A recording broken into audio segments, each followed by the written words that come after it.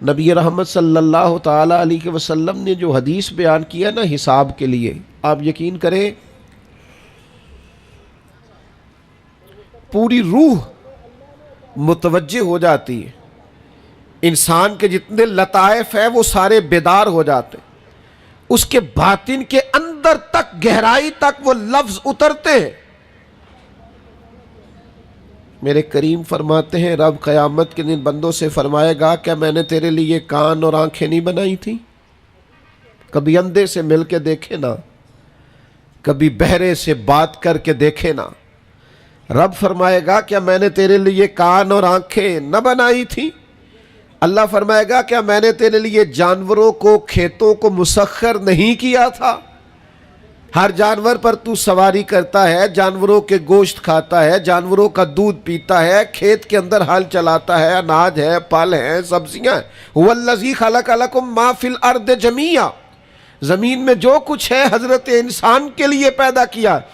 اللہ فرمائے گا تیرے لیے کان بنائے، آنکھیں بنائی، تیرے لیے مسخر کیا جانوروں کو، تیرے لیے مسخر کیا کھیتوں کو۔ پھر رب کہے گا میں نے تجھے خوشحالی دی، میں نے تجھے سرداری دی۔ پھر اللہ فرمائے گا یہ بتا کیا تجھے مجھ سے ملنے کا یقین نہیں تھا؟ کیا تجھے یہ خبر نہیں تھی کہ تیری رب سے بھی ملاقات ہوگی؟ تجھے اللہ کے حضور بھی حاضر ہونا ہے، تجھے اس کا یقین نہیں تھا؟ اور حدیث پاک کا جو آخری جملہ ہے وہ ہر دل پر دستک دیتا ہے۔ حضور فرماتے رب فرمائے گا میں بھی آج تجھے اسی طرح ہی فراموش کر دوں گا جس طرح تو نے مجھے بھلا دیا تھا۔ جا، تو نے اگر مجھے بھلا دیا تھا آج میں نے بھی تجھے فراموش کیا۔ دعا کرو ہمارے ساتھ یہ سلوک نہ ہو۔ ہم تو مالک کے کرم کی امید پر ہی قبر میں جائیں گے، اس کی رحمت کی امید پر ہی میدان محشر میں کھڑے ہوں گے۔ باقی پتہ سارا ہے سردار نو کیتیاں دا، ایدہ پردہ پایا ہی تیرا پلا ہو سی۔ خبر تو ساری ہے، پتہ تو سارا ہے، علم تو سارا ہے۔ سب سے زیادہ ہم جانتے ہیں کہاں کہاں نافرمانی ہوئی۔ یاد رکھنا اس کے حضور کھڑے ہونا ہے، اللہ کے حضور جواب دینا ہے۔ اگر ظلم کیا ہے ملازم پر تو جواب پھر بھی دینا ہے، ظلم کیا ہے گاہک پر تو جواب پھر بھی دینا ہے، اگر ظلم کیا ہے پڑوسی پر تو جواب پھر بھی دینا ہے۔ فَوَرَبِّكَ لَنَسْأَلَنَّهُمْ أَجْمَعِينَ، محبوب تیرے رب کی قسم، اپنے لفظوں میں بات کروں، اللہ کہتا ہے محبوب میں نے تیرے رب دی قسم میں انہوں پوچھ لینا ہے، پوچھ لینا ہے میں نے ان سے سوال کرنا ہے۔ اما کانوا یعملون، جو یہ عمل کرتے تھے پوچھوں گا، سوال کروں گا۔ اور میرے نبی پاک صلی اللہ تعالی علیہ وسلم کے غلاموں، اگر ظلم کیا ہے بیوی پر حساب پھر بھی دینا ہے، اگر وراثت کی تقسیم پر زیادتی کی ہے بہن بھائیوں سے حساب پھر بھی دینا ہے، اگر تربیت ٹھیک نہیں کی اپنے بچوں کی تو حساب پھر بھی۔ تم سربراہ تھے ایک ادارے کے، تمہارے پاس امانتیں آتی تھیں، بچے پڑھتے تھے، مجموع کے مجمع تم سے عقیدتیں رکھتے تھے، لوگ تمہیں نیک سمجھتے تھے، ہاتھ چومتے تھے، پھول پھینکتے تھے، تم نے بڑی عزتیں سمیٹی، تم نے خوشحالیاں اور سرداریاں سمیٹی۔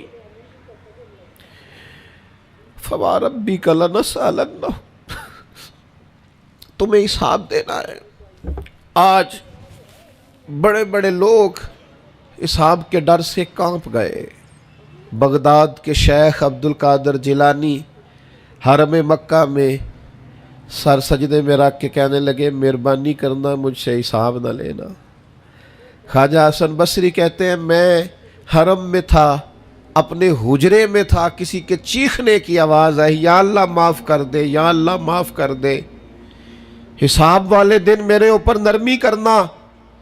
فرماتے میں نے کہا کوئی گناہگار آہوزاری کر رہا ہے، میں جا کے تسلی دیتا ہوں۔ اور جب میں نے جا کے چہرہ دیکھا فرماتے کلیجہ پھٹ گیا، وجود کانپ گیا۔ اور میں اس دعا کرنے والے کے قدموں سے لگ گیا۔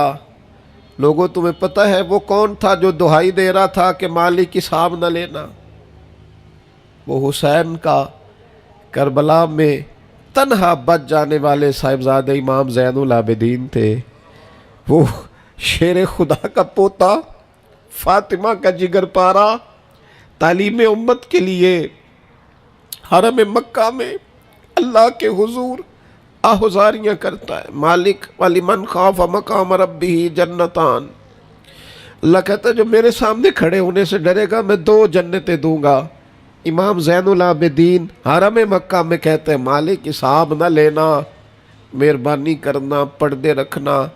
زین العابدین آپ کا تو پلو پکڑ کے ساری امت جنت میں جائے گی، آپ کے تو قدموں سے لگ لگ کے ہمارے باپ ہمارے دادا جنت میں جائیں گے، آپ کی دادی سیدہ پاک کے آنچل میں چھپ کے تو ہماری بیٹیاں پناہ مانگیں گی، ہماری مائیں ان کے قدموں سے لگیں گی، تو جنت کے راستے کھلیں گے۔